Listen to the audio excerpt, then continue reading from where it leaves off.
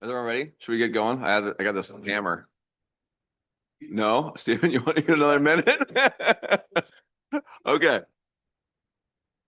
All right. Well, welcome. Let's get started. Excellent. Thank you. I just want to do a little quick introduction because I love that. But I'm very excited and thrilled for Tucker has met these folks, but the rest of the board gets a chance to meet our amazing friends from Integris. And we've been really thrilled and excited about the relationship and the journey that we're on together as we enter this community engagement era of the Wenatchee School District bond campaign. So we're very excited about that. Stephen and Candace and I have been able to work together quite a bit. And with Diana wasn't able to be here today. She called in sick, so we're hoping she feels better. But we have done a lot of planning and a lot of great work, and you're going to see the fruits of that today. So thank you for being here today, Stephen and Candace. I'll turn over our time to you. Yeah, thank you. Well, thank you for having us again. Excited to share. I think this is on. It's hard to tell when a mic doesn't amplify when you're good, but yeah. So we want to share a little bit about who we are, some of our thoughts ahead of time that we had before the project started about where some options are, things we're going to go, share some of our history, and then share a couple ideas about where we think we might be headed and some of the process that we've done to date. So I think with that, we're ready for the presentation.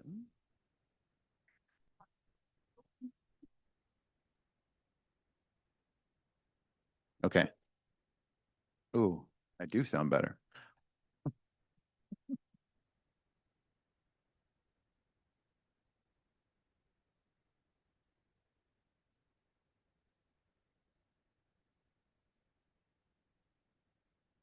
And there we go.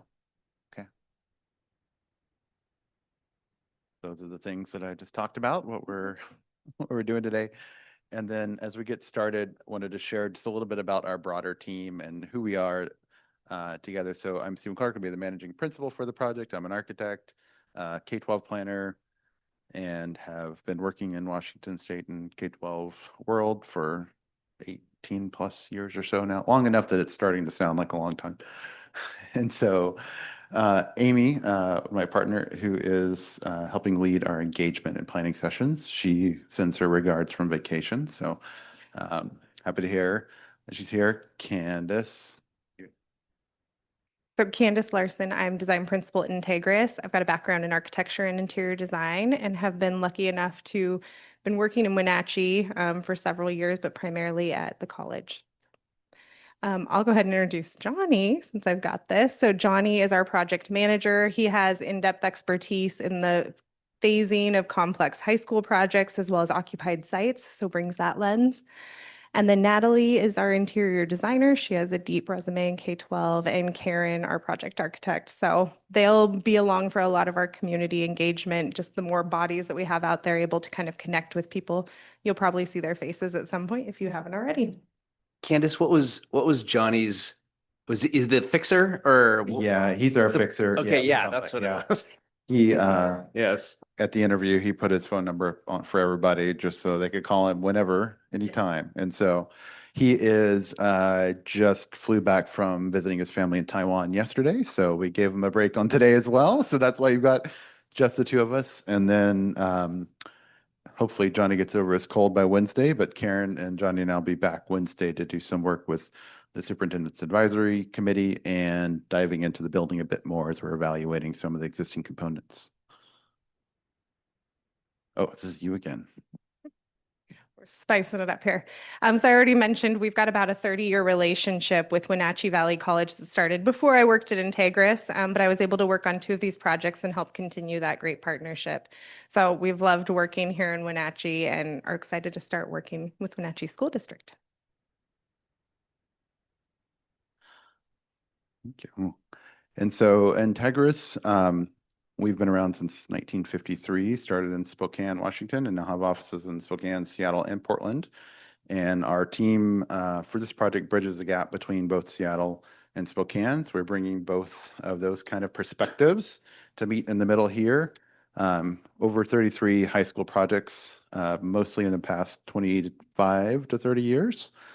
Just sharing a couple examples up there. Projects, you may see a couple more of these pop up, but we are preview of what's some of the next steps, but we're going to be traveling with some of the team here to go visit a couple of our projects as well as a couple peer firm projects in the next couple of weeks as we start to build the language and background for your team around what's possible in high schools today so they can see some new ideas and bring those back to our planning process here. Wanted to share just a couple brief examples of things we've done before. Sammamish High School is in some ways, a very similar project to Wenatchee in terms of it was a very complex phased project, multiple phases, trying to keep some of the existing components and then dealing with some challenging things. Whenever you work on existing buildings, there's always surprises that come along with those. Yes, a lot of grade on this site. It's a full comprehensive high school. One of the coolest projects is that we actually got to do a hot chop at the high school as part of their CTE program. It's pretty amazing. I don't know of any other in the state that has that, but that was super fun. And then, so just a good example here of the different phase components of this. And this is sort of in the middle of phase 2 when we knew that we needed to provide students with a space for lunch when their commons was getting blown up in demolition in the early phases. So we planned a very multifunction kind of mini commons atrium space that supported those features during construction. So we don't yet know what Wenatchee is going to need in terms of phasing, but we do know there are some great pieces of the building that might make sense to carry forward.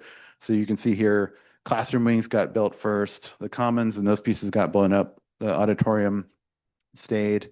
These pieces were in demolition and some of the gym and other pieces stayed. So you get quite a challenge of trying to keep students moving around securely, getting them back and forth from classes and keeping access for construction all happening at the same time.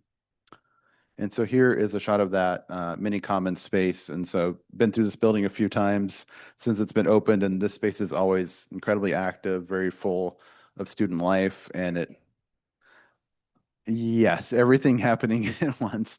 And then also creates great visual connections throughout the space, keeps a lot of eyes on this active space from an observation perspective, as well as helping build that culture and community of students gathering.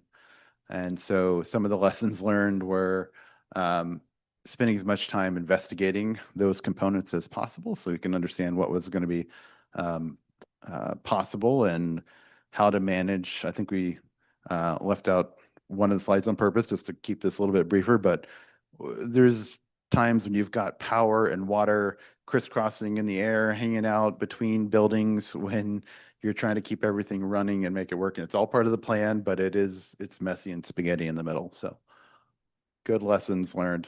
Yeah.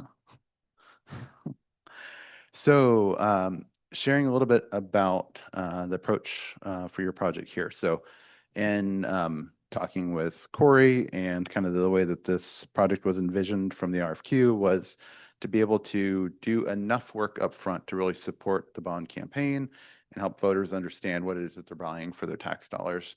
And so if we look at sort of the full process of design, you see up front bond planning and pre-design, which is what we're talking about now. It's going through the educational specification process and early conceptual design, just far enough to do a well-founded budget to understand that, yes, we can build what we promise we're going to build, and to be able to see what we can get for that. And then essentially that'll be our stopping point for this phase before the bond. And so after that point, we would move into schematic design where those early concepts are really fully finished out, sort of expanding all of what's possible.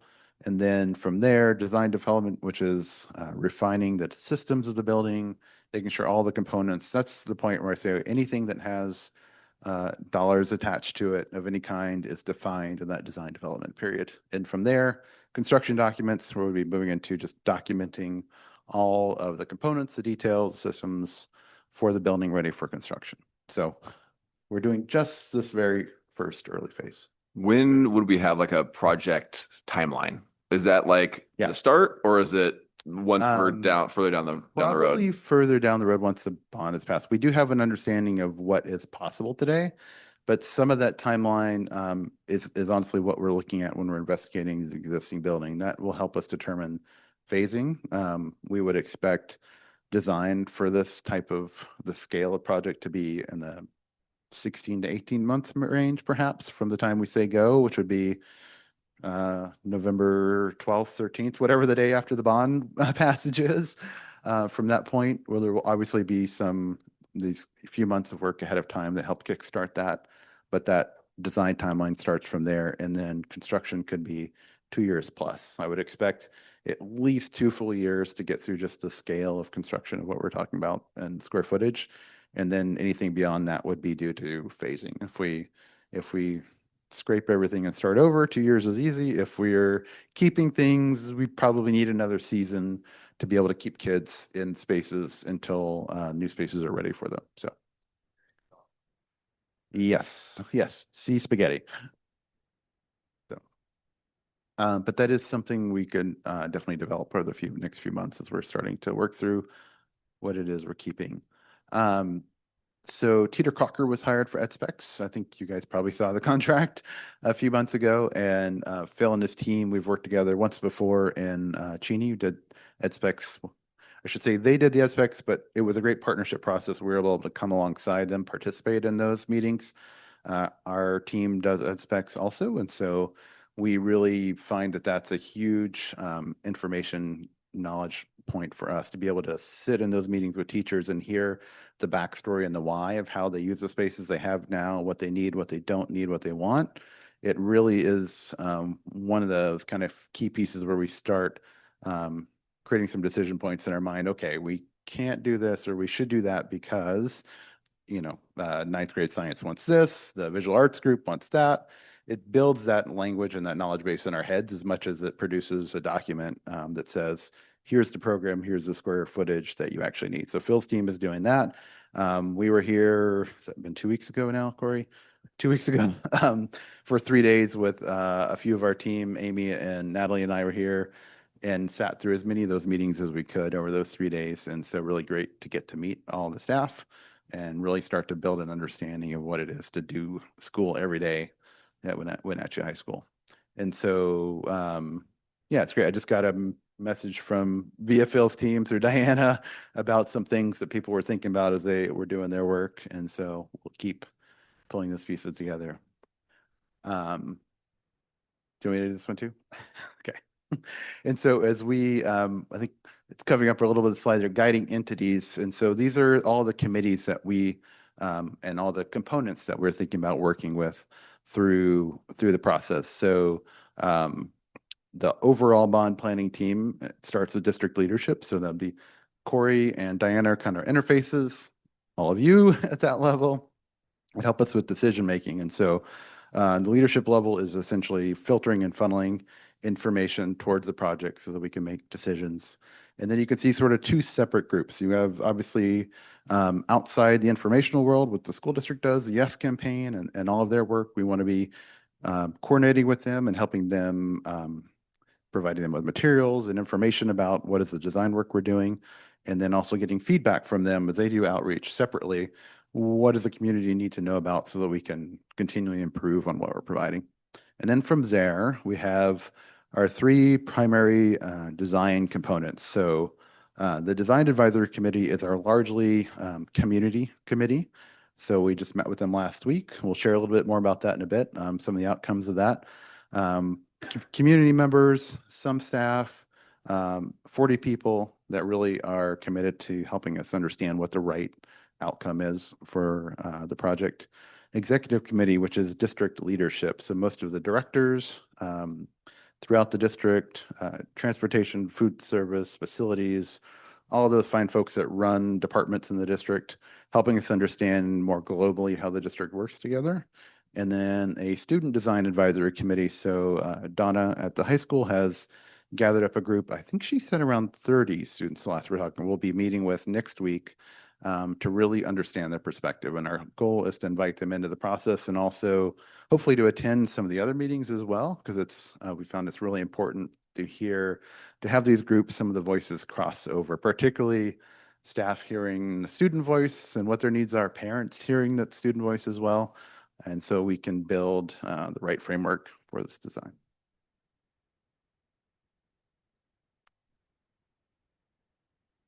Sorry, we usually ad lib a lot more, so I'm trying not to talk when I have the microphone. Usually I'm like adding things on. So talking a little bit about our guiding entities and all of the roles that they kind of entail in this, we're really asking them to think beyond their own personal experiences, to bring those to the table, but to act as visionary idea generators to really help us kind of push the possibilities at this early stage. So they're helping us synthesize input from broader groups and broader engagement sessions. They're helping be that broad voice that's representing the different groups and all of those things kind of driving vision forward.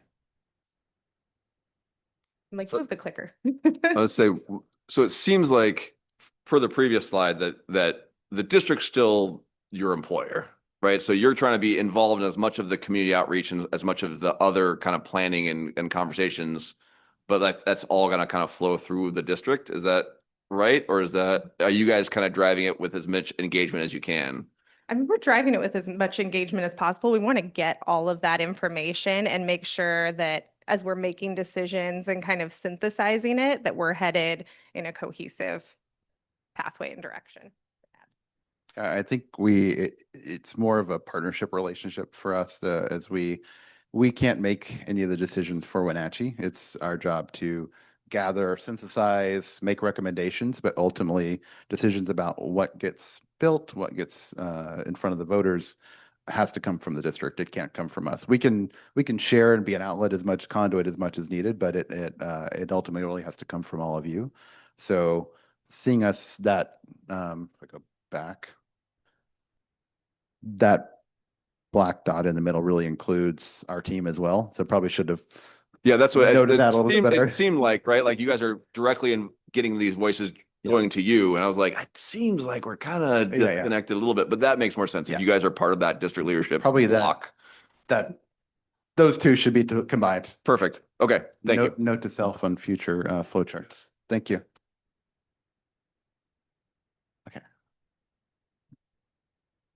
Yeah, I think one thing that we just like to point out and talk about at this stage is there's a lot of additional influences that aren't necessarily groups or specific people, but we're kind of keeping in mind all of these other things too as we're bringing forward proposals and ideas. We're bringing in all of that feedback from engagement sessions, but we're also trying to keep at the forefront of our minds district vision and goals. We're trying to make sure that we're addressing curriculum vision and needs and things that we're hearing during the ed specs, that we're being really cognizant of operations and maintenance because we know this building needs to last 50 to 100 years. And then also there's regulatory things like building codes and things like that. We want to have considerations for all of those things early on. So I'd say this is just another list of there's outside influences and things that are helping us kind of filter and direct the proposals that we're bringing forward as well. So now we want to spend a little bit of time talking about engagement. Our engagement approach is really founded on kind of these 4 tenets. We start by really dreaming, and this is very much where we are right now. We're in early engagement with all of these groups. How do we kind of be aspirational, have those big ideas come forward early on so that we can really look at ways to feather them into our ideas? And then I think Amy said it last week when we had a couple of meetings, we can do anything, but we can't do everything. So after the dreaming, then there's always, let's prioritize. Let's really think about what's most important. What are the biggest things we're trying to accomplish? And then we start to visualize how that might show up in the built environment in a new Wenatchee High School. And then finally, we work to align our scope, schedule, budget, and all of those pieces together. And so all of these things, these 4 pieces are really, really an important kind of foundation for our engagement approach because we want to make sure we're anchored in reality early. So I wanted to share just an engagement case study too. I think, a way that we approach belonging in our engagement sessions and interactions is really kind of founded on these 4 things. So support and care is a really important part of the engagement process. Psychological safety is important to creating that safe space where people feel comfortable participating. Social connection, I think we're building relationships, right? And that's an important foundation for making sure that we're headed in the right direction, that people feel like they're a part of the process and can really securely inform that process. And then also the act of co-creation, like we're doing this together. We're not doing it without these different groups. Everybody's participation is shaping that end result. So in a recent project that we've been working on for Seattle Public Schools, Ocracoke Middle School is one of their most diverse middle schools in the district. We really kind of put this framework into play with that. And so you'll see here in the bullets underneath each bubble that, these are some of the specific things that we did in those interactions with our culturally responsive design team. Support and care was fostered through deep listening, coming curious, removing barriers to participation. Psychological safety, we developed a community contract with that group. So kind of a rules of the group, norms for how everyone interacts, just to make sure that people felt they were really bought into that. And so respectful conversations, being brave, knowing that it's a safe space. We moved at the speed of trust. This was something we talked about a lot. We had to build a relationship with that community in order to really get strong, successful engagement with all of the different participants. And so there was actually a point in time early in the project where like everyone was like, whoa, let's slow down. We need to get really meaningful feedback and connection with these different groups. We actually extended the pre-design timeline so that we added like 3 months to the schedule of design. Respectful dialogue, part of the community contract. And then social connection. This came up, we were in person, these collaborative workshops, interacting face to face. And we had a really great, diverse group of stakeholders that brought a lot of varied perspectives forward. Co-creation, you'll see some examples of this on the following slides. We created mood boards with them. There was iterative refinement of the things that we brought forward, interpreting what we heard from them and building on that and confirming that we're hearing things right. And so those feedback loops were really important. You want to add? Yeah. So one of the most important things about this is that while we're going through this, the community doesn't necessarily know that these are the tools that are happening. We talk about these things internally and we share them with them, but we're not usually starting off a meeting going, okay, everyone, we're making a psychologically safe space, right? Yes. So this is behind the scenes, sharing how we do our work, not necessarily what we do exactly with them. So, and I think it shows. You'll show some examples here. Okay, so how that started to manifest for Ocracoke Middle School. Slide, sir. You'll see here, it's kind of a sequence from left to right. The listening and learning, a lot of that, it's like the first few sessions, we had some interactions the other night, Tucker, it's listening, it's letting people get their ideas out there, get their worries out there sometimes too, just so they know that they've got airspace for those things. But then we really got into like, what are other ways besides just words that we can start to kind of draw out conversation, draw out ideas?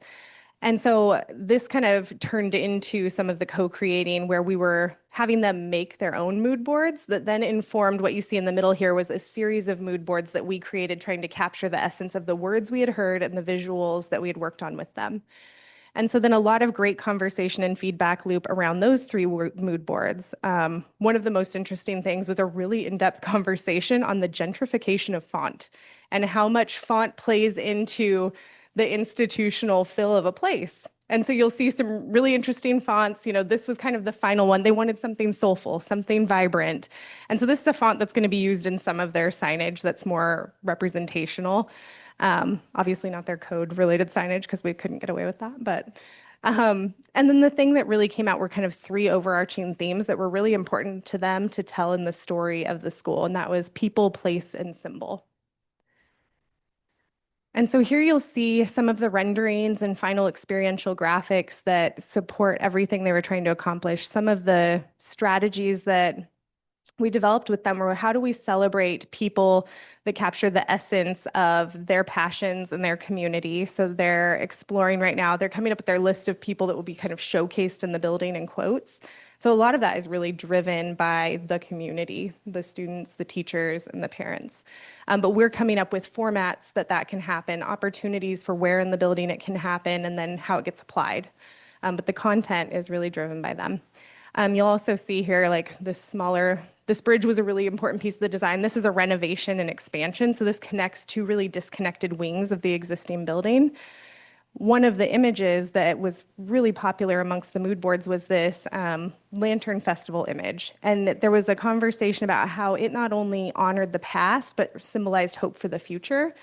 And so this became kind of a motif, if you will, or an abstracted pattern that we used on the bridge and in some other areas inside the building that kind of symbolized that future and past to the group. So yeah, vibrant colors representing community. I think you kind of see some of those things carry over from the last slide.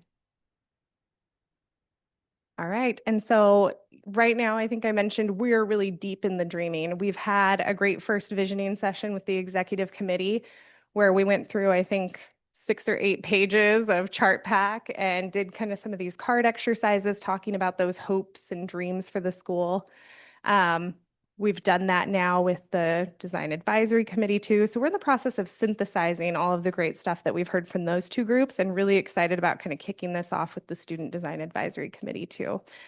What we do after that is we take all of that great insight and feedback and we start to synthesize what we call project guiding principles. And so they become a North Star for the project. They are the goals, the aspirations, and things that we are trying to accomplish. And so we anchor in on those, at the beginning of every meeting. They help us frame decisions that we have to make for what's in and out. They help me a ton when I'm sitting down trying to figure out what kind of design ideas we might bring forward, because if there's specific goals and things we're designing to, we're not just making choices willy-nilly.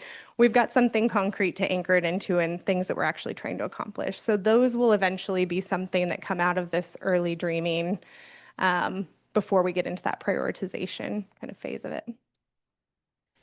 So here you see some of our first interactions with that executive committee. I think Stephen mentioned we've got our 16 district leadership representatives there. We've got 6 work sessions planned with them. And our next session is scheduled for next week. We've got, I think, agendas in here for a few of these. Did you want to add anything? Yeah, sense of community and safety is critical. I'll read a few of them. This is page 1 of 8. Natural elements and green space inside. There was a lot of talk about connection to the outdoors physically, but also visually and in the design of the space. Indoor community space for all, space that brings the community together, culturally resonant, welcoming to a diverse range of people. And there was a lot of discussion about how the school is a community asset and recognition of that. I think we heard that last week as well. So there's definitely some common threads that we're seeing already come forward that I think will definitely make their way into a series of guiding principles. So last week we had the Design Advisory Committee first session. So again, 6 sessions planned with this group. Our next one next week. Stephen already mentioned a little bit, 40 community representatives. We had, this was a good one in terms of we really needed to get to know the people that were there and why they were there, hearing a lot of alignment in the passions and the reasons that people want to be a part of this process was really, really great. Definitely a desire to make a big impact and a ton of alumni there, which was really fun. It's great to hear the kind of experiences they had, the experiences their kids are now having at the high school or have had. And then definitely some parents with kids that will be going through Wenatchee High School at some stage. So here's just a preview of that series of meetings that's coming up. So we've got these dates all on the calendar so far, and that first session up there at front. And one of the things that I mentioned earlier, the facility tours that we're doing. So we're working to get those 4 schools finalized for, I guess that's next week. So we're moving fast. But the goal is to getting as many of our design advisory committee. We had several folks right away say absolutely yes, we'll be there, as well as the executive committee. You all are welcome to join us as well. We're gonna get a big yellow bus and spend the day getting around Seattle area, and really trying to get a variety of schools. It really, as I mentioned, really helps build that language. So when we come back for the next session the day after that, we have a great opportunity to download and debrief with everyone who went on the tour, as well as share with those who couldn't make it, and start to really work through some more of the understanding of how the Wenatchee High School works, and start building out some of those guiding principles from all the synthesis we're doing from the information we've gathered. And then from there, as we get into April, we'll be receiving the first draft of the ed specs around April 1st from Phil at Teeter Crocker and their team. So then we can start getting into the nuts and bolts and trying to put some boundaries around what this building can be, what it should be with those information. And we'll be starting to tackle site. We'll share some of those thoughts later in a bit about things we're already thinking of. And then kind of we'll be working iteratively through each session towards a final design concept. We want to get, I shouldn't say final, an early design concept. So it's never final. By the end of the school year, we want to be able to get as much work done as we can with students, with staff, before they go away from the summer, and then before the bond campaign really ramps up in the fall. So we have lots of good time over the summer to build that message. And then I'll just keep talking. While we were here last week, we're trying to make the most of our days when we're here for sure. We were able to do some intercepts with students in the hallway at lunchtime at the high school last week. And so I was trying to take a guess. I mean, somewhere between 20 and 100 kids. It was kind of hard to tell. So some kids are, walking by and yelling, "Hey, yeah," when they come by or stop. And we had quite a few that stopped and wrote really thoughtful little notes about some of the things, some of the challenges that they're facing in the current building, some of their aspirations, goals. We only heard windows about, yeah, every time. So there's obviously some very common themes, which some aren't necessarily surprising, but we really did have some thoughtful things. And then with the maps, hearing some of the spaces and places in the building that students either enjoy or that are positive for them, so that we can build on that framework as we move forward.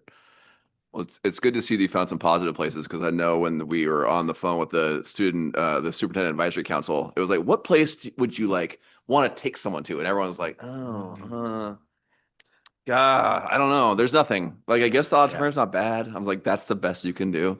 So it's good that some people actually gave you some, like, this is what we'd like, just to have a sense of this space. Mm-hmm. Yeah. And that's a good point to talk about how we meet different types of groups too, because you'll see something very visual, some folks are very verbal, some people like to write. And so we always try to approach all of our groups with sort of all of those learning modalities. We all operate a little bit differently to try to get the most out of everybody that we can. And so, I mean, we were happy, frankly, that teenagers would talk to us at all, as adults standing in a hallway. So yeah, it was a little bit of, yeah. Okay. And so this is sort of the same workshop flow, but for students. That first session was the one up front. And am I reading the right? Making sure I didn't mix up my sessions. This is students. Yes, SDAC. That's where we are.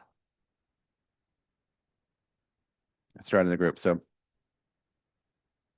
yeah, was the one before. And then so next week will be our first real session with that student design advisory group that Principal Moser's gathered up for us. So our goal is to really take them through the same process that the larger community design advisory committee is getting, and then be able to share across those, and hopefully get some of those students to attend our evening session as well, so we can hear directly from them. Well, I'll be interested to see, just because there's so much negativity around, like, just I want windows. Like that dreaming, you got to get out of the what's wrong into what would you like. And I'll be interested to see if they're able to kind of get through that barrier.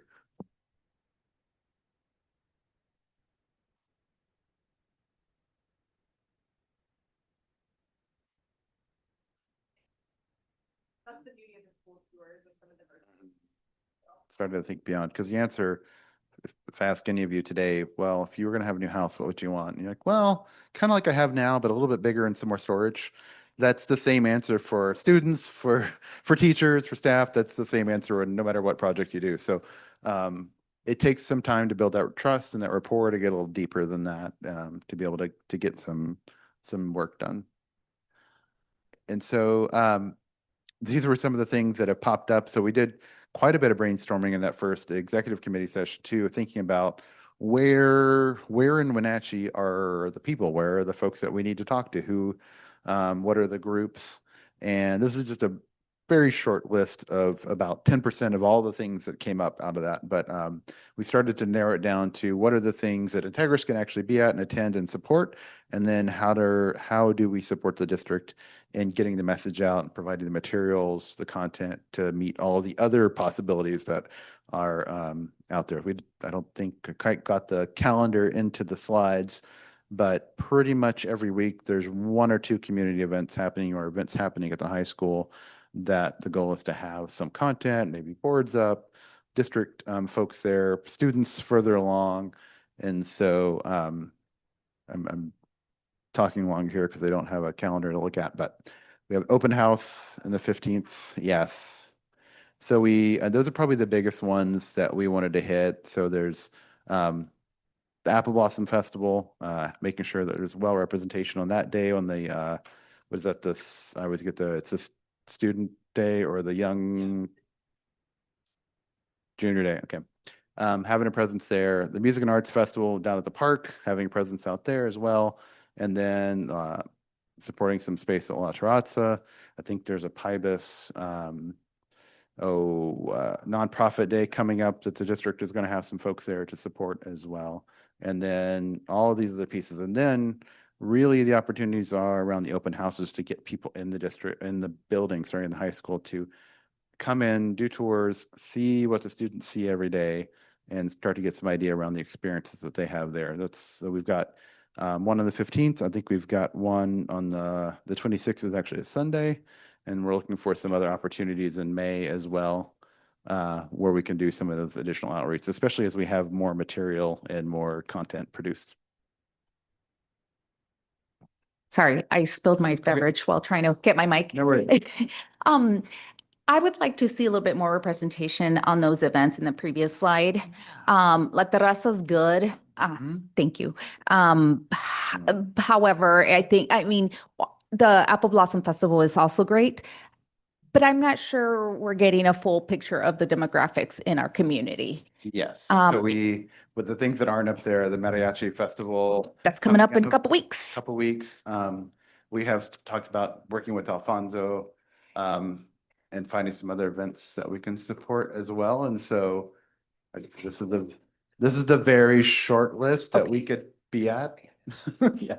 Is there a time frame? Are we trying to get them in the spring? We really are trying to get to as many people in the spring as possible to make sure that that everyone in the community that is able to has a chance to be listened to for one, and to be able to get buy-in from them as well. Because we want to start early enough that the listening is separated from any campaigning that's happening later, so that there's really an opportunity to influence what happens in the actual project still. Yes, we wanted to actually listen today too as well. I mean, I love the idea. If we can engage, especially our Latino community early on, and, they say it takes eight to 10 contacts to get it into somebody's head or as a reminder. Yes. I mean, we have the Wenatchee Festival coming up. That's pretty big. Oh, I think we have some good organizations that are like the hub for our Latino community, such as Cafe.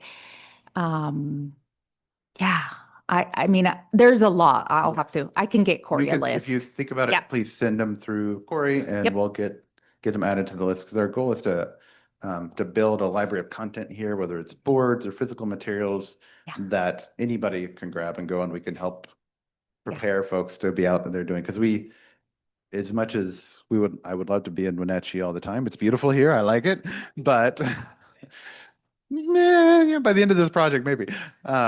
But we can't be here all the time, and as much as we would love to. So we're trying to figure out the best way to support all these pieces, and that's our goal: is to provide, equip, prepare folks like you that can be out and helping drive the message home. So.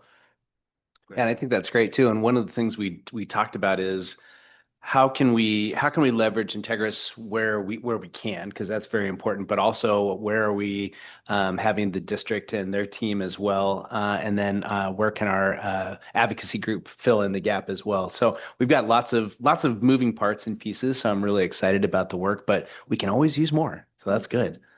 No, I mean, I think a lot of what we're doing with not only our executive committee, but our design advisory committee and our student design advisory committee is we're ambassador building.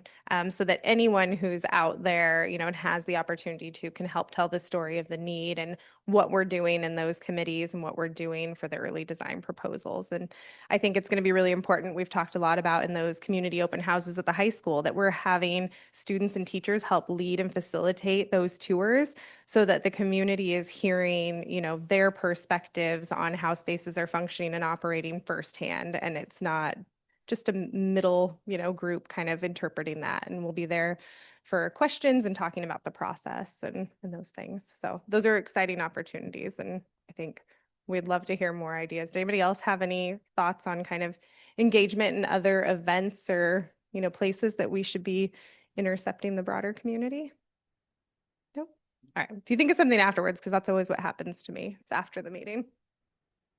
So maybe before we dive into the model, maybe just to get you guys thinking a little bit, y'all, I should say, I'm trying to use my words. I'm wondering if each of you might share maybe your biggest hope and your biggest fear for this project and this process.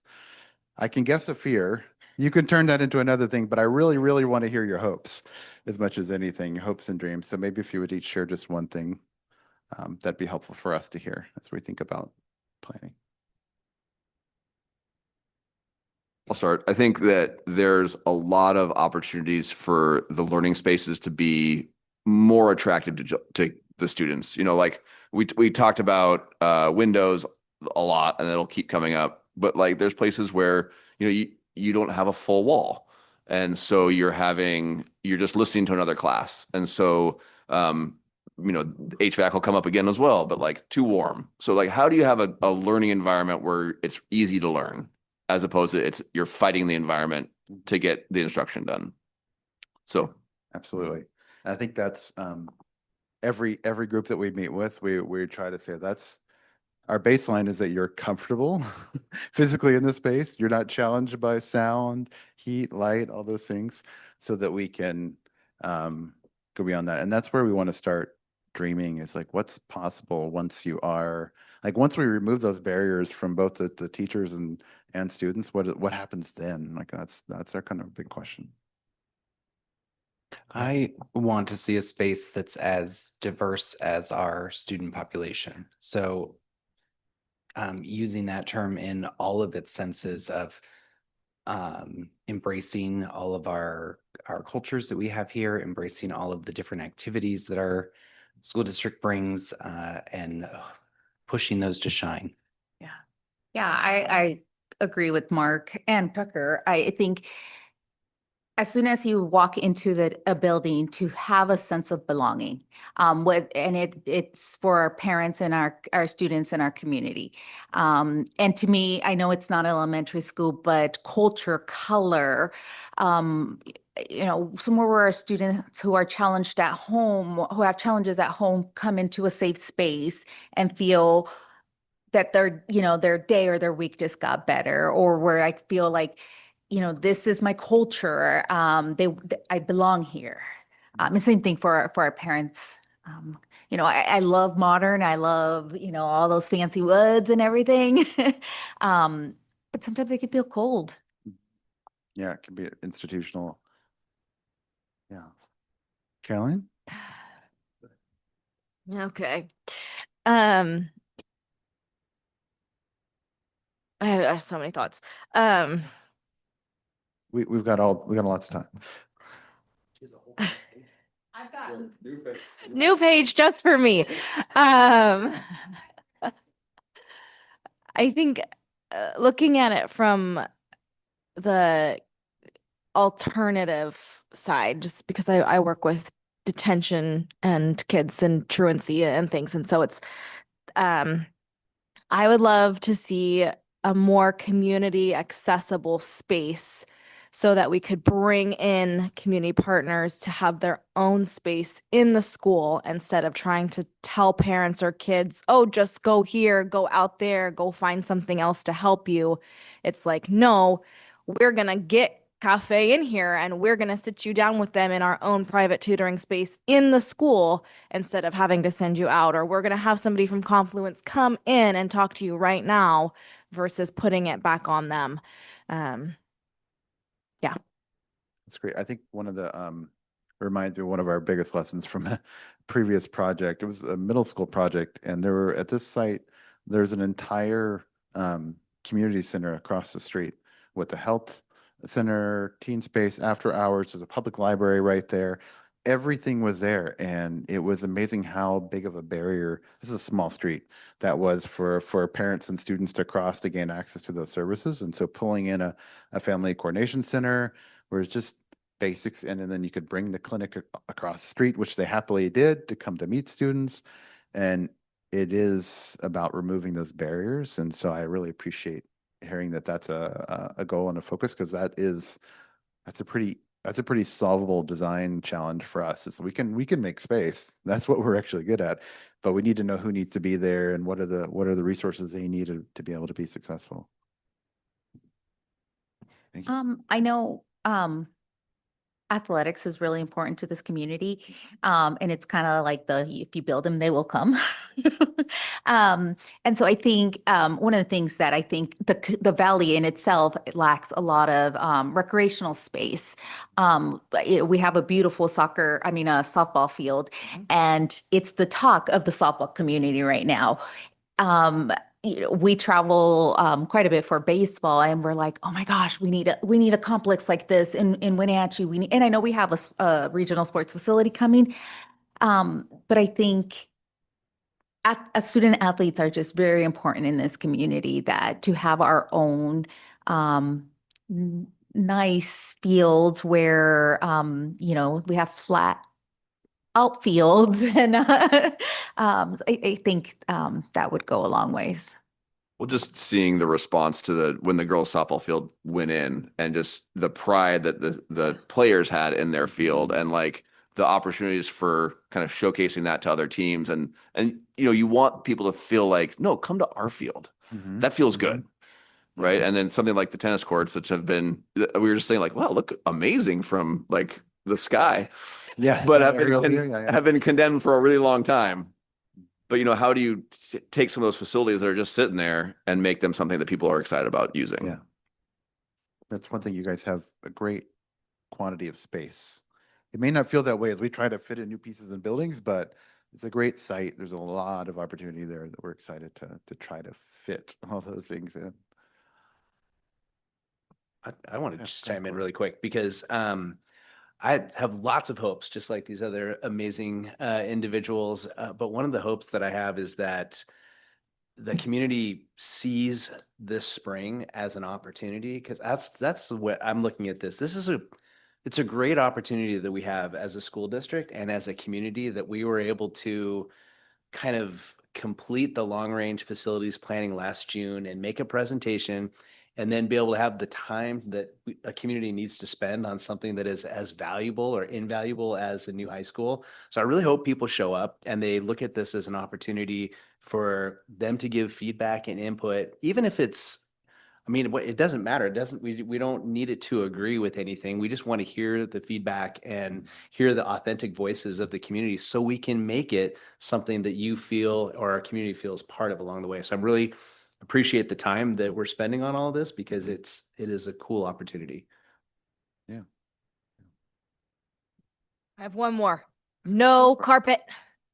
No carpet. Maybe in the music room. I don't know.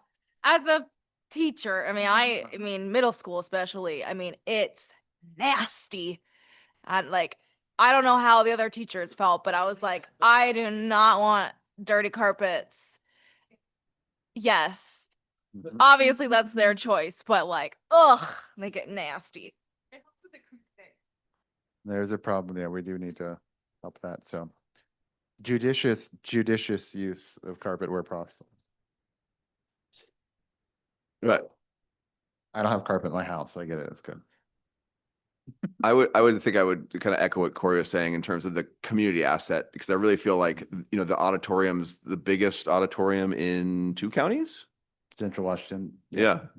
And those kinds of things, I think the community doesn't even appreciate that this is an incredible resource. And wanting to make sure that the community, like Corey said, this is an opportunity, but also for us to showcase this is how we want this to be a community asset. And what Caroline's saying, like, how do you get people in to the building? Because that's how we're gonna, I think, gonna help with buy-in for the bond. Yeah. If you say these are this is not a resource for just for students. This And is that's what I've something. heard from everyone. It's an 18-hour a day building like this. It runs and runs and runs and runs for students, for community.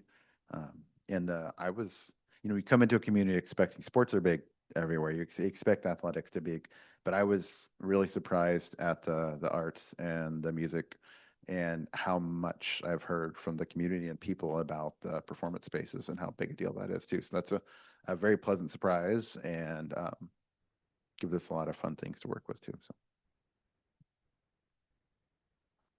Hey. Okay. Caroline's got one more. Okay. We'll take comments anyway. So we're not going anywhere. We'll be here for a while. But yeah, anytime that you guys have thoughts and plans, or if you're hearing from your constituents, from folks in your portion of the district, please send them through. We want to gather as much input as we can early so we can be responsive to it. Design advisory committee, so. Yes, exactly. All right, should we switch gears? We might ask you guys to get up and come tag on. Did you, I don't know how you want, okay. We'll see how this works. I'm like a hand talker, so I might knock this over. Who knows what'll happen. You guys are welcome to come around this way if you can see better. Yes, hand talker. Now I'm going to move things, touch things. So one of the things that we like to do kind of early on in a project is we take a no stones unturned approach. And so we start just brainstorming. We do some research, we learn about a site, we learn about a project, what are the goals and things that are trying to be accomplished before we've even engaged and interacted with anyone. And we just start kind of kicking the tires on things. So one of the things that we did for the interview for this pre-bond planning is we pulled together some ideas to share with the interview committee and just talk about the possibilities and generate conversation. So what you'll see here is we've got, Saddle Rock, obviously over this way, the front of the high school, the transportation building. We basically came up with just 3 ideas of how might we situate a new building on the site. And so these are very preliminary. We know a lot more now than we even knew when we first did these. But one of the things that we noticed right away about the site is the grade is almost deceiving. Like there is a lot more slope and hill and terrain on this site than you can really tell at first. So these elevations are right, like the top. Yeah, well, based on the information that we could get without a survey, yeah. When you think about when you stand. The building steps a little bit more, so we're simplifying. Yeah. You float a lot back here. Exactly. So there were 2 things that kind of struck us right away is that there's really 2 mostly flat areas of the site. There's the fields and then there's the parking lot. In some of the conceptual studies done for the long range facilities plan, obviously this is a really appealing place because you can kind of remove the new construction from the daily life of the students and they kind of live normally, which is pretty amazing with the exception of probably some interruption here. So the first thing we did was we started to just take a look at what that might mean, right? I think you could start construction, you could really develop kind of a community core, gym spaces, pool, performing arts center, and kind of this communal hub potentially, and then start to kind of bridge over, we call this kind of our highline concept, bridge over and add on kind of your learning spaces and classroom spaces just down from that. And so you'll see here commons and admin become kind of a central spoke to the wheel, kind of radiating out from that. And one of the things we were thinking about a lot too is how do you stay engaged with the beautiful surroundings? Those views of Saddle Rock kind of offset behind the school are absolutely breathtaking. So the opportunity here between our classroom bars to either create maybe another kind of mini commons like in Sammamish High School or outdoor space that's interconnected at various points. The beauty of that being that we can get students kind of outside of the building. We always have to deal with safety and security. There are ways to do that. But get them outside and engaging with those views, engaging with the outdoors whenever possible. So you can imagine some second-story bridges here that are then covered, pathways at the first floor, like a variety of different things if we wanted it more connected, because we've got snow to deal with here, obviously. But canting the building, yeah. When we were here last week, it was pretty exciting. I'm not gonna lie. And the windstorm on the way home driving was like, so just canting it to really kind of maximize those views, to create a great kind of outdoor space on the backside of the school here. Adjacent to our commons, adjacent to our community spaces that would allow and kind of celebrate that as well. And then front entry. I think some other things to note about this approach is then, again, parking, out here in front of the school. Fields can grow to the south, but you're fully occupied and ready to go by the time you're starting to work on those things. So from a phasing perspective, this is pretty easy on that front. It is. I think the tricky things that we were thinking about here is site access. It's not easy from here because there's enough of a grade change. And while the school becomes flatter and maybe more a single level, in terms of right now we've got all of the ramps and stairs, it might be 2 levels, but it's much more flat and same elevation. You're pushing that circulation of topography to the exterior, which can be trickier to maintain and trickier to navigate. So it's just pros and cons to think about. Come up to the building from anything. Yeah. And then even Or you're terracing and building. internal stuff. circulation, you gotta go past the field to get around things. So there's some challenges too with that, but they're more site related than building related. Because I'm assuming there wouldn't be room for a lot of parking up here, right? So all the parking's gonna be. Yeah. I think Yeah. You're probably keeping your approach the same way from that side, right? And then really just accommodating fire access lane around the building. You can get some of it from the road up here too. There's certain distances and offsets that we can accommodate. To your point, one thing about this though, is when you are up here, you're seeing over the building, so now we've suddenly gained. And everyone wants Your view to windows, everybody, now yeah. actually our windows can see things. Yep. Not just backwards into a hill. Totally. Yeah. Fields, where would those? Fields in this scenario, I think, would really become kind of front and very community facing. And so those, I think, would push out to the street. There's still a lot of layers of site study to look at to make sure that works. It really helps with kind of queuing and drive length because you can circulate around. Parking's here, so you can go to school or you can go to. Exactly. Exactly. Whatever, yeah. This also assumes that we're doing a full new build around. This stadium. does, so, and you're building on your field site, so you're fully recreating a new field. Like those are big dollars, Yeah, field it's- track. Yep. Track needs a trailer. Yeah. We're gonna preserve those. This can all go. We need a baseball field, a better than this one. There we go. Yeah. All right, so that is what we've been calling the Highline concept. I think, again, Just keep in mind, these are initial reactions. Yes. Sure. there's still a lot to There's be done. ways We to don't know think the about building your- program entirely. Like, there's a lot of unknowns. I mean, I don't know if it was Karen, but whoever had like the architect rendering in like a half an hour before lunch, and people were leaning on that real hard in the facility committee meeting. We're like, because it was just like we did like an E here, and there's one, and the other one was, and everyone was like, why would you do this? I'm like, Yep. no, that's not a plan. Right. That's We're someone's like saying it's doable. There's a high school kid who just learned CAD did that. Like, don't make that's not the plan.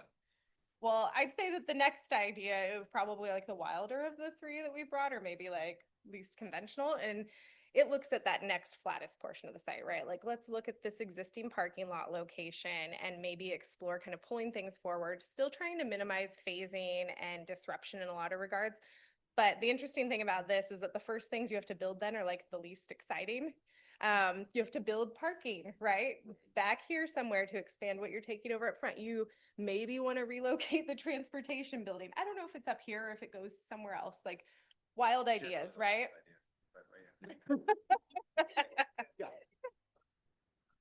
The thing that this affords us, we kind of call this one the campus concept. So I think thinking about these high school students and how their next transition may be to a college or university campus, how do we give them, start to bridge that feeling of agency, that feeling of independence, and what it's like to be like on a college campus. And so what we started looking at down here was how could we start to build in this corner of the site, maybe make use of an existing piece of the school. And maybe that's just the gym and kind of fitness room with some expansion for a larger locker room off the side. But this could essentially be constructed with access to the school and keeping the school occupiable. Coming through and renovating this obviously much later. So this campus concept looks at kind of separate buildings with distinct identities. Obviously, we've got to think about secure perimeter. We've got to think about how close these are, how interconnected they are as we start to explore an option like this. But you could essentially have a 2-story classroom building over here, grouped either, you know, different kinds of classroom groupings, grouped by like a science and STEM wing, an arts and music wing. There's a lot of different ways you could kind of start to break this down. The beauty of this is that you're creating some really unique outdoor experiences too, right? And so like how close we make the buildings, again, totally flexible and fluid at this stage. But starting to think about all of those different functions and how it becomes kind of a mini campus, if you will. So we get our commons, maybe admin is kind of here in the front door and kind of hub that everything flows through into the campus. And then slowly you're able to start kind of taking away those portions of the existing that maybe are no longer gonna stay, and really create kind of these front yard greens and different kind of outdoor spaces and axes that provide us, you know, connection to the outdoors. And so again, I think like there's a lot of opportunity of like, how close do we want to bring these? The pack and the gym having a relationship and being this community hub continues to kind of make a lot of sense. But Commons is a communal kind of spoke and point of entry and a point of a lot of activity that can feed into and support those as well. So in this scheme, I imagine you do a lot of parking and bus drop off kind of right here. You'd be able to potentially maintain your existing fields if you can figure out interim parking before the school is demolished, and maybe some of the parking comes over here. But essentially keeping that parking up front, potentially reutilizing some of the track and fields with repairs and mitigating some of the costs that you've got there. And then, you know, this is a question mark, but right now, all ideas are on the It's table. still hard with this drop, you know, the Yeah, decline right there, yeah. having parking up there, you're still like Yeah. getting people Yep. down to it or building it up and then. Exactly. let's No, that's where I think showcase like These cars. better is the fields probably, and then keeping parking down close to the school for ease of access and just daily life of students and staff, right? The fun thing about this scheme is that you can take any of these. You can move them around pretty Commons, much anywhere. Commons can be central and it becomes a hub, and admin Yep. changes the front door. So these are. We also talked about, you know, think about. fluid connectors, right? Like you concentrate them a little bit closer. Maybe there's these kind of covered pathways or actual enclosed kind of bridge connectors that are interlinking it all, but you still have this sense of distinct identity when you're in the classroom building versus the commons building. And there's cues there in the environment as to like what these buildings are all about. You know, maybe the identity and kind of vibe of the building is different too. I think there's a lot of great opportunity in this one, but Maybe getting way ahead of myself, but Yeah. like, by having these distinct buildings, what's the HVAC, like the Yeah. system, building systems? Your Is that adding systems- cost or is it smaller systems but more of them? So a it's. lot of these programs have push. different system needs, and so there's a little bit of variation there. It does, from an operations standpoint, it decentralizes your systems. Now you don't have just one big mechanical room in one building, right? You've kind of got separate buildings with standalone. And so there's some offsets for sure on that front, but More central plant, like it's Yep. big enough that you can do, we looked at all that. maybe that's back Yeah, I here, mean, kind of I- part I of think this, and I it's think infrastructure that's feeding what out I of was those wondering, is, buildings. like, just a rule of thumb of like, if you have 3 buildings, it's more expensive than 2 buildings, or if it's a square footage thing, so it's like HVAC's just square footage. All of these are gonna be different, so the gym systems are gonna be different than the Mhm. auditorium system, which is gonna be a different from a classroom. They're different types and different sizes. If you're doing it by program, you're gonna see more efficiency. One of the things we try to do in the early planning stages is, even within one school, is group by kind of program type so that we're getting that, you know, infrastructure efficiency there too. Less runs, less infrastructure. You've got offices are generally kind of together, classrooms are together. Anything that has additional exhaust needs is grouped. Some of the science, yep. So we try to think about those things and talk to our engineers early to make sure that we're maximizing and just being good stewards of the dollars. Thank you, probably way ahead of the game, Yeah. but I get concerned. There's no carpet. There's no carpet in No. this option? The last Well, one though might have had Good, carpet. good, no carpet. No, having commons so separated from the classroom, to Yeah. me feels very non-communal for the kids. I like having that, but then it also worries me to have the admin so far away Mhm. from the kids. So like, just things to There you keep go. in mind. I mean, it's still high school. Admin is still doing a lot of Yeah. intervening and I'm still Doing a lot of work. Hung out the admin a few days. You know, yeah. What's going on? I don't want them too far away from the action. one of the things that I feel like has come up as a conversation in a series of schools recently has been like, do we have two kind of admin pockets to disperse admin a little bit more and make them more accessible, especially when we get into bigger schools? And there's things that does, right? There's trade-offs in that too, in terms of like continuity of your admin and interconnectedness and collaboration there. But it has been a conversation that has come up on a couple of schools recently. So it's something interesting to think about, just depending on, you know, is the priority admin collaboration and connection? Is it ease of access to students and coverage? And then having a whole conversation about the pros and cons of that, which we can kind of continue having pretty late into the design process, Okay. but definitely a presence at main entry. Yeah. I see. So Yeah. I deal a lot with being in the theater in the evenings, and I think there's a kind of a vast confusion of where to go. There's so many front that. doors, Yeah. which is the How front do you get door, into then? and they're not Yep. all equally accessible. Yep. So, like, if you are needing assistance to get into the theater, you can't go Yeah. in the normal door, go to the house. So, some things we keep in mind. Yep. Just clear, like, this is the way to go, and then it branches off from there. It's Right, which would also, you know, we have 100+ entrances to the current high school. So how do you, from a safety and security standpoint, Yep. I know Mike Morrison brought it up several times.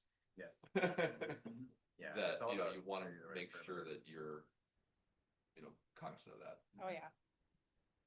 And that's why this was kind of our biggest. This is goal the wild outside the card. box. No, But but just, you but gotta it's, have it, we right? started hearing some of those things about the commons, about Yeah. admin, like challenging some of these basic assumptions that you just have one big building. Right. Okay, well, then what are the things behind that? So.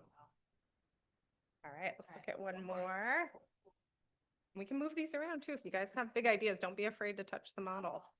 It's not taboo. We don't see the first. I know, get crazy. Keep Get those Yeah, I know, houses out of good the luck. way. All right, I do have to read that Where'd real that quick. go? How long did it take you to memorize? I still feel like I fumble around sometimes. There are some lines. All right. So this approach looks at a similar portion of the site, looks at this front parking lot area, starts to kind of take over more of that. We call this one the friendly neighbor.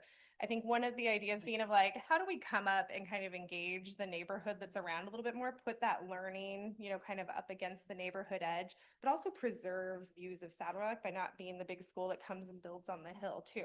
And so just starting to think about what that might mean and look like. And how this kind of begins is with, you know, phase one is essentially our classroom bar. And we get a series of classrooms kind of structured and started at this front area. Again, you've got to build some parking out the gate to displace what you're taking over here. And that could happen here. It could be an expansion along this backside. And we can kind of work with our civil engineer team to figure out where's the path of least resistance and kind of flow through the site. Oh, thank you. Yes, let's keep that guy. I was like, We don't wait, take no, him wait, away in this one. oh wait, there's That's where all the parking's gonna go.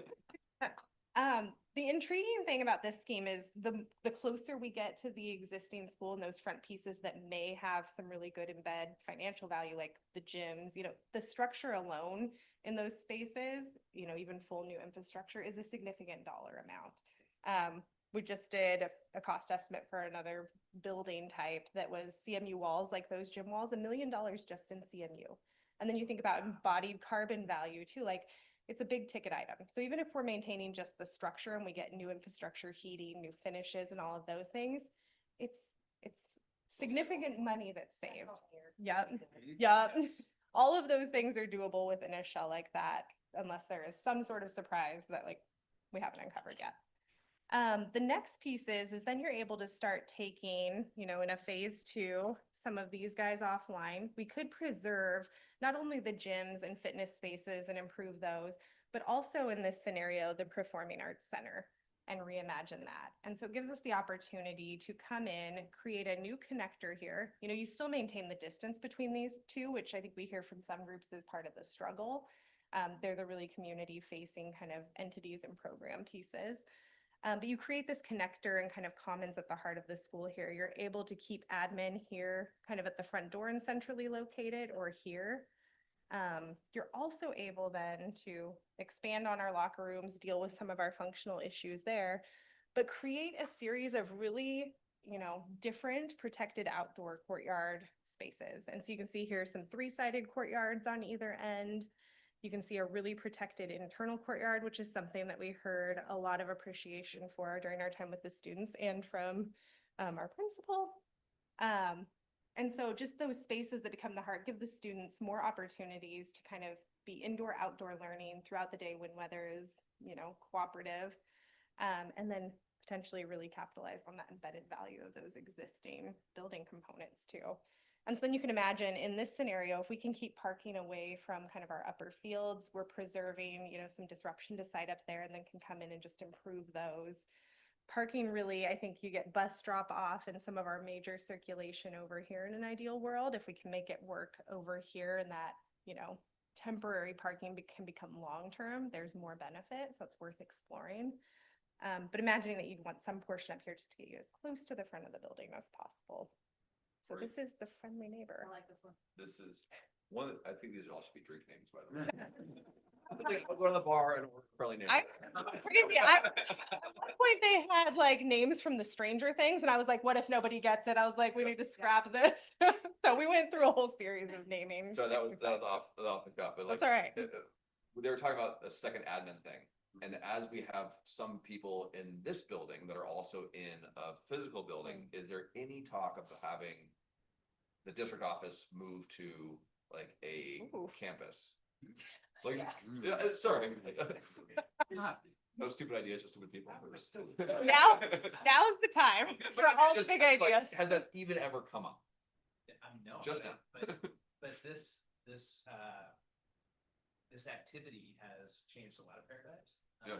Just in our own thinking as a district and a team. So there's. Just like, we talk about people who are having to have, they, have an office in this building, yeah. sort of, and then they have a role in a actual physical building. Right. How much of that is where we're going? Well, any of those roles that we're moving, they're offices. They don't have an office. They don't have an office. Okay. So that's, Yeah. which is good because that's where the main focus. For sure, it seems like that, But- yeah. But yeah, there's. It's a growing got need enough for a room. itinerant office. I know. There's Groups that are coming in, sometimes people. need less and offices less or outside offices providers. provided, so. Totally.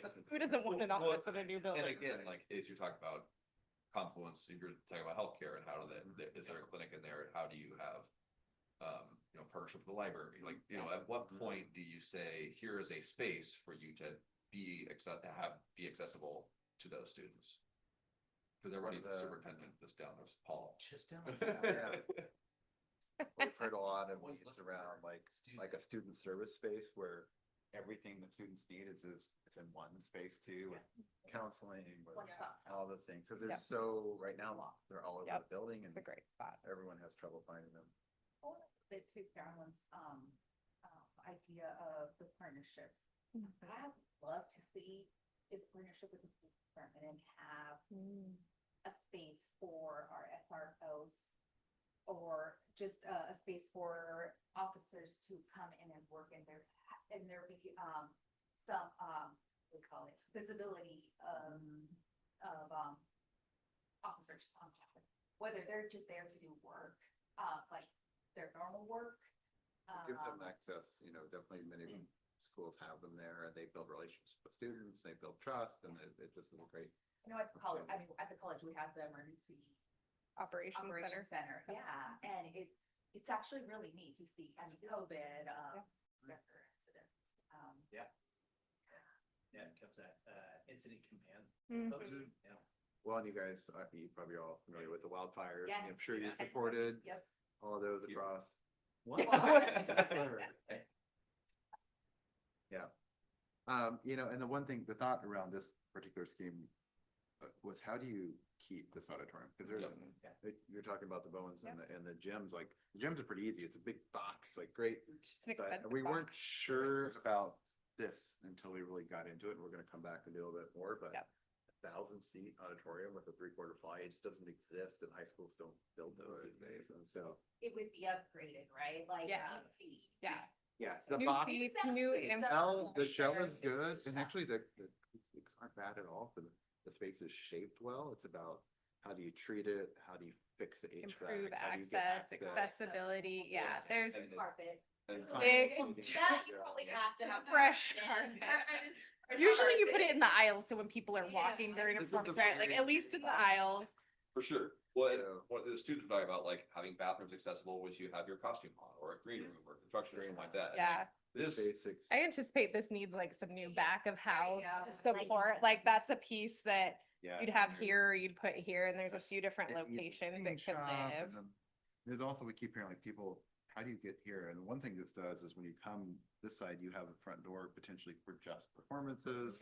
And your front door for athletics could be there, and so. seems like you want places where if someone's gonna come up, see a show at 7 PM on a Friday, you don't want them to have a way to get into the classroom. Yeah. Right, like. This how is to- really easy to kind of Right, and this seems like demarcate with gym, there's the gym, security. there's the, like.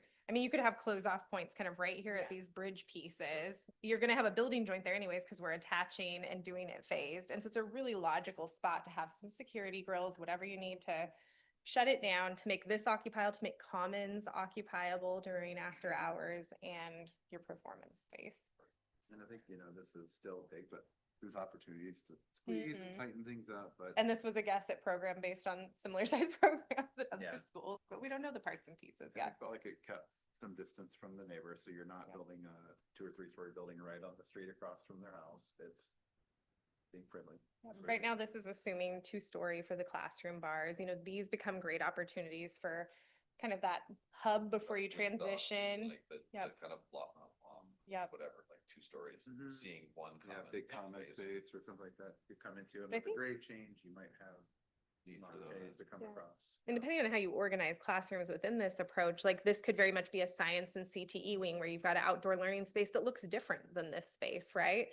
Over here could be more arts and music, and you've got outdoor space where arts could spill out. They all have great potentials for service access. And those kind of pieces too that really matter. And then I think you can create kind of a soft buffer at the neighborhood there. But I think bringing the students and the everyday learning kind of closer to the neighbors, and it's not like the messy, loud part. You're not putting the front door right against the neighborhood. You're still kind of keeping that internal. But it's just reinforcing that bond a little bit. Well, and, still, like, this is a pretty major road, so you're Yeah. seeing the new building as well, Yep. right? You're still showcasing to You're the community. Building Yeah. something fun right up at the Whatever community you build, first. like, Yep. need the Classroom, but it's right away with that. Right.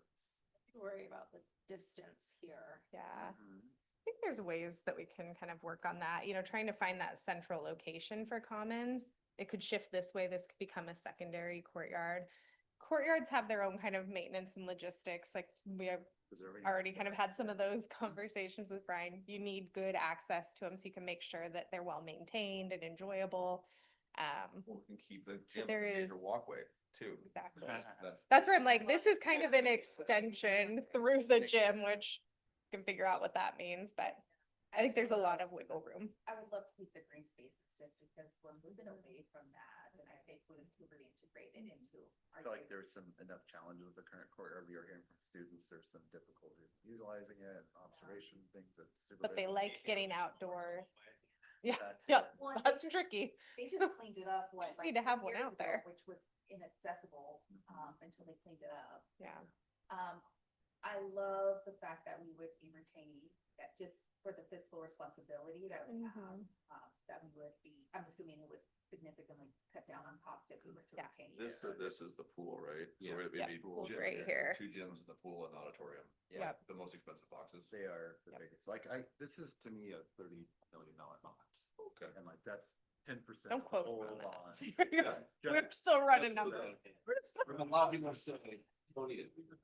I know. But we. I mean, it's for- necessary, Yeah. Yeah, we'll be out here Wednesday spending a lot of time in these spaces specifically, because I think that's where there is the biggest financial gain for the project. And then once we know, is this actually viable and renovatable in a way that's not going to break the bank, then it's worth exploring options that engage it. We looked at one too that started to kind of cascade down the side of the hill here, but it really stretches things out and creates a pretty long linear school if you're trying to kind of preserve some of the other features. And then it's hard to engage the gym if that still is viable.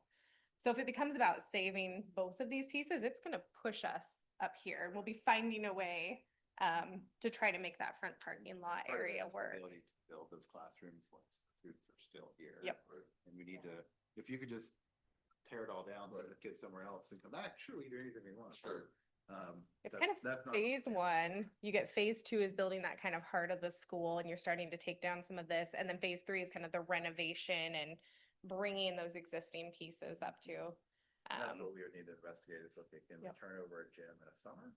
Yeah. Can we bring everything in and only have to shut down, or do we need to use the Ox gym for a season and then? Mhm.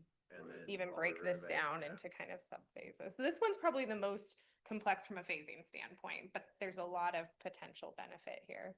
That's But a our- lot more condensed in terms of from the. Yeah, the wild kind of one. campus, The- the wild one. I can't remember, but like this seems much more Yeah. from the campus approach condensed into more of Yeah. a, how do we want to address some of those security issues? Yeah. But how are we also being, good stewards of the community's money and being as respectful of what we can save and what we can't save? Yep. I mean, number one was amazing, but Yeah. it just means that we're gonna, We're spending Right, money I doing check. the same thing, yeah. Yep. Does it fill out space for the green? Yeah, I think Yes. pieces like that are relatively easy to plug into this. Knowing that maybe down along this side would be a great spot. Right. Yep. yeah. That's correct. This looks like a great spot. No. Um, Them right now, so. but the students brought that up actually too. Weed growing. So fair. Yeah, small trees in some of those areas. Yeah, I think, Yeah. going back to the ed specs effort that's ongoing is really what they give us is that manual of like, these are the puzzle pieces that you need to work with to come up with a solution. And so we need that next piece to figure out like, how big are these classroom bars? Like, is that space actually in something else? And it's this much classroom. And then there's this other thing over here that we haven't known about yet. And so that'll be kind of the interesting part of the puzzle that helps us really kind of test these. Like none of these might even be options that we bring forward later, right? It's such an iterative process, design is, and we're always getting new information. So the thing that'll influence these is what is the feasible like reusability of these components? Is it valuable enough to kind of offset the ease of just building up here? Especially with the curve you have to do just to manage the elevation Yep. change, right? If it's all up here and you're working with roughly, but you can still bring in a bulldozer and just Yeah. push some stuff to a retaining wall. As opposed to like, this is You might here. be cutting some of this down, like you can, Yeah. how do you balance it? And Wenatchee doesn't have the best soil in general, so we know from our experience. shocking, huh? Yeah. Do you guys have to deal with mitigation work for like if there's arsenic from I don't in the soil, that kind of stuff? expect to find it, if we did find it. Yeah. we would- Well, That's like the third time he's made me knock on wood. I used to work in government cleanup and I was just like, oh God, are we doing soil samples? We will. We will, and we'll do them early, probably in schematic design. Probably Like, once a month, old actual axle chairs. geotech, and they'll do boring. There's usually a lot of bad fill, like there might be bad fill up here where there's the soils and Well, I we've mean, run into that on other if you Wenatchee talk projects. to the engineer that's in charge of the Yes campaign, he's like, there's an asbestos in the whole building. And I think, Well, there stop is, saying yes. that out loud. So Oh, you we know, will- Oh, say it ever. Well, there were a lot of. It makes people afraid to touch it is the He thing. said It's that like, line where it's like, everyone's safe, it's okay, it's all Yeah. managed right now, we're Just talking about don't great construction. fall. yeah, it's encapsulated. I'll even touch it. We just put a building on an asbestos plant site, so there's ways to mitigate it. Yeah. It wasn't school. But it's a cost thing, you know what I mean? Like, again, when you're dealing with, it's not just a $30 million box if you have to mitigate asbestos. Yeah, while you're there's dealing definitely with gonna be remediation. Yeah. Yeah. And And not that's, to keep by us that, in I there, count but like replacement costs. If you were gonna go build another one that's the same size and thousand Right. seats, like. Sure. Yeah, performance spaces are big dollars these days, and that's, yeah. we just priced one and it was coming in at $1,100 a square foot. And it didn't even have a fly space. Yeah. Lovely. So that's including like some of that AV equipment and those pieces that are fixed in it, but. And it's 500 seats. So just put that. Yeah, just throwing that out there. Size. Well, that's what the packing count, like it's. It gets bigger, the cost per square foot decreases because like that basic, Just seats. that equipment, that stuff that comes in there, it's just volume of space, so it's not, it makes it seem less bad when it gets bigger. Do it. having Move lots 'em of around. practice. What an like an outdoor theater there. Yeah, well, I'm like, if they do their marching, I'm like, I wonder if that's a big enough space for them to do their right. marching. And then the commons becomes more, They can go out. I can. doing it in the homes. No, they go actually on the actual streets. I live over here and I can hear them when they play, so. I love it. There might be music classrooms that need to be in that Yeah. space, that Yeah. might make more sense, like Yeah. we don't know. Yeah, that if this is all we need for general classrooms, this could become that, Yeah. you know, Yeah, improved tighten it up. back of house and kind of music function that supports the performing arts center. This would be kind of commons, Like community marching space, Sorry, that's. room, and admin up front Currently here. there. Oh, right now? Yeah, admin Here and entry's about right there. Those are the newer, that's one of the newer spaces. Yep. New comments we It's might be able An to. odd shape and hard to engage though with a new Sure. building was, I was just trying to Yeah. figure out like what was there and what Yep. we might be able to. That's what one thing we need to look at is, okay, where do you, yeah, you can kind of see. where do you main cut that entry here. line? Cause it, new comments is here, and Yep. it's actually not that space. What's but that, then when you- 2017, 2018? Is that what we put that at? 15. 13, 15? Was it 2015? Or was that 2004? 2004. What about the new admin What was it, 15? offices? For that. Yeah, we've had not much since 2004. Yeah. Oh, I mean, yeah, who knew? I was like, I was teaching.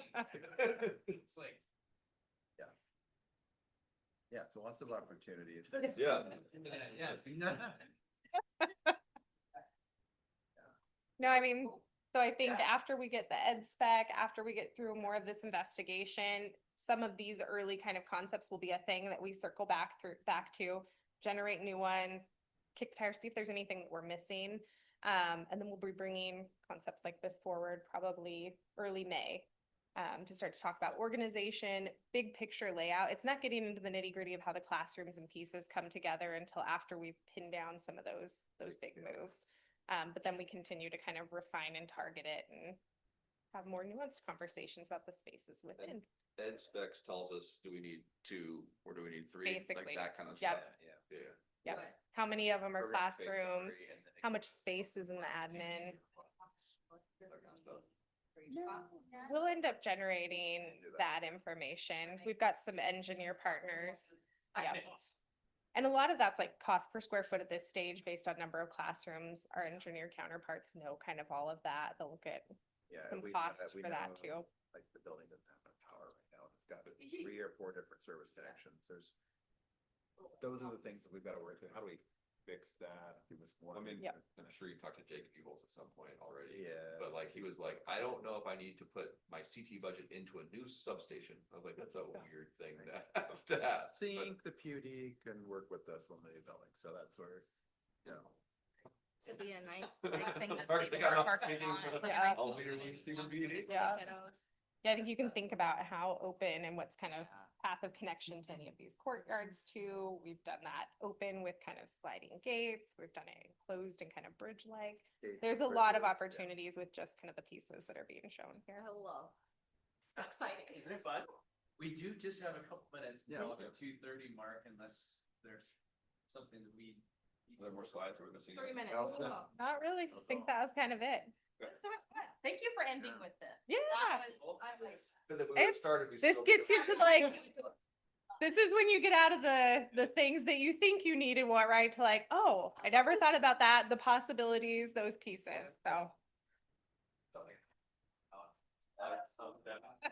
well, careful what you wish for. Steven's got some dashboards that kind of do that. Oh, geez. We'll add it to the wish list. We can do anything, but we can't do everything. I know. That's my biggest. We talked about, someone brought up the indoor soccer field when we were talking last time. Lots of great dreams too, so. Coming from Seattle, where there's some school does something, right? There's like South End that had a big, sorry. Rainier Beach put in a new lap pool, but then they also did like a kids play area. Yeah, And- we're, Rainier Yeah. Beach is one of the ones we're hopefully gonna go look at, so. Yeah. Or B? No way. No. South Seattle. Yeah. Anyway, but like it was a community need. Yeah. Whether or not pool access. And so they're like, the high school's going to take this on Yeah. as something that we want to facilitate. And I think that's, where we've seen success as well, like with the bond that just passed in Spokane with community partners being involved, and you're providing more value than it's not just the district doing it, and you're getting other entities coming in and supporting the same mission. That's where value grows, so. Gonna say Seattle probably did it with the capital projects levy too. Spec 32. I'm like, what? But that's great. But that was all we had today. Thank you for your time. It was lovely to meet the rest of you. And Tucker, just let us know in the DAC Yeah. if we can, what you guys what you'd like to bring back to the board and how we can support you guys through this process too. So Sounds great. Thank you. Thank you both. It was wonderful to play with these ideas. Thank you. Yeah. Promises. All right. Thanks, everyone. We are adjourned.